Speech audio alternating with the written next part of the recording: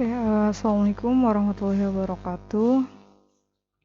Meneruskan materi kemarin, kita sudah belajar mengenai pengukuran besar panjang, yaitu dengan jenis alat pengukuran jangka sorong. Nah, selanjutnya itu mikrometer sekrup. Ini mirip-mirip jangka sorong. Mikrometer sekrup ini mampu mengukur benda hingga ketelitian mikrometer. Nah, contohnya ini nih, bentuk alat pengukurannya seperti ini. Nah, misalkan untuk mengukur sebuah diameter. Nah, di sini penjepit bendanya. Nah, kemudian di sini ada skala utama, kemudian di sini ada skala noninus.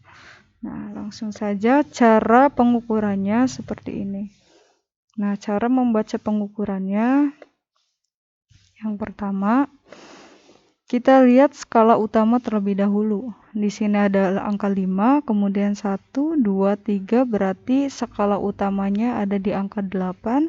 Kemudian untuk mengukur koma di sini, cari yang paling lurus dengan yang dengan skala ini, skala utama. Nah, yang paling lurus ini ada di skala noninus 40. Nah, di sini kan 5, 6, 7, 8, kemudian ada setengah. Berarti 8,5 ditambah 0,40. Maka diameter benda tersebut 8,5 mm ditambah 0,4 mm sama dengan 8,9 mm.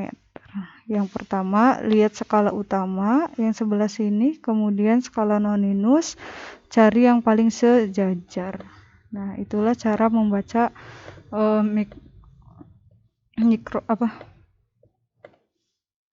mikrometer sekrup. Nah, yang kedua, alat ukur massa, yaitu ada neraca. Mungkin ini sudah tidak asing, bentuknya seperti ini. Nanti bendanya ditaruh di sini, kemudian pengukuran ukur massanya seperti itu, atau seperti timbangan. Nah,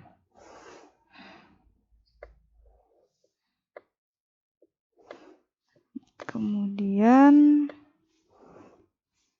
nah ini cara bacanya.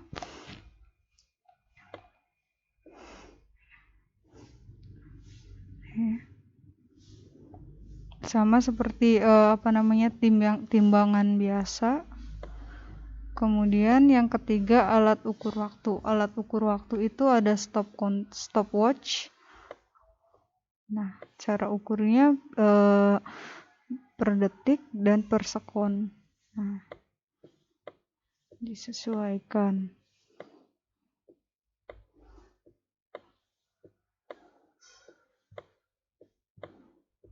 Kemudian yang terakhir, cara pembulatan.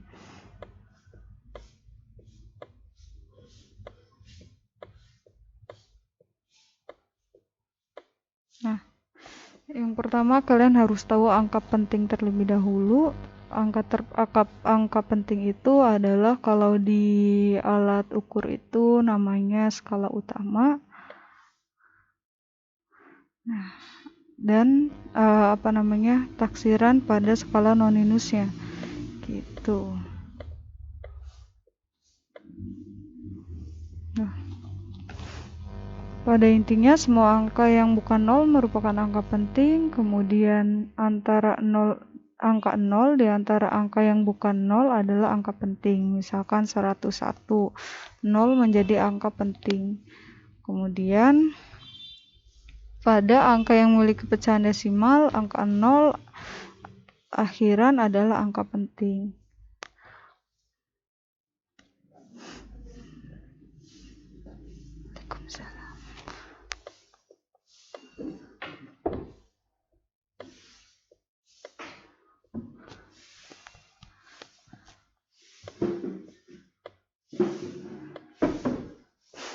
Untuk aturan pembulatan, yang pertama, jika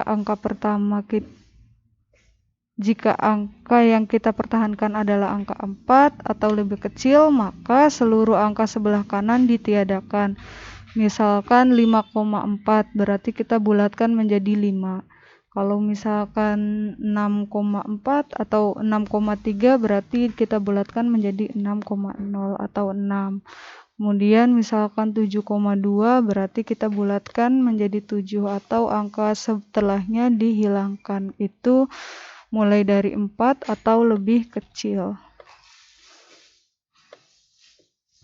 Nah, contohnya misalkan 72,687 berarti dibulatkan menjadi 72,68, 4-nya ditiadakan. Kemudian aturan yang kedua, jika angka yang kita pertahankan adalah angka 5 atau lebih besar,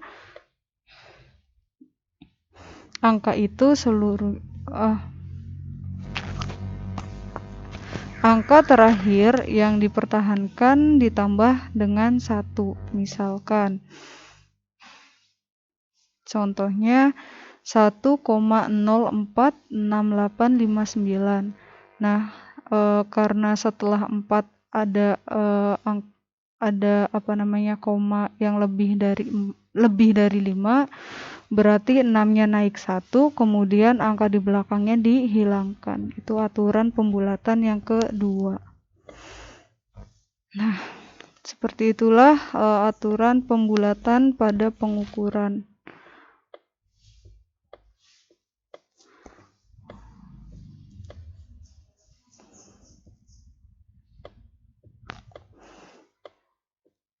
Ya, sudah. Terima kasih. Materi selanjutnya kita akan belajar mengenai gerak lurus beraturan dan gerak lurus tidak beraturan. Untuk dimensi dan pengukuran kita cukup sampai di sini. Wassalamualaikum warahmatullahi wabarakatuh.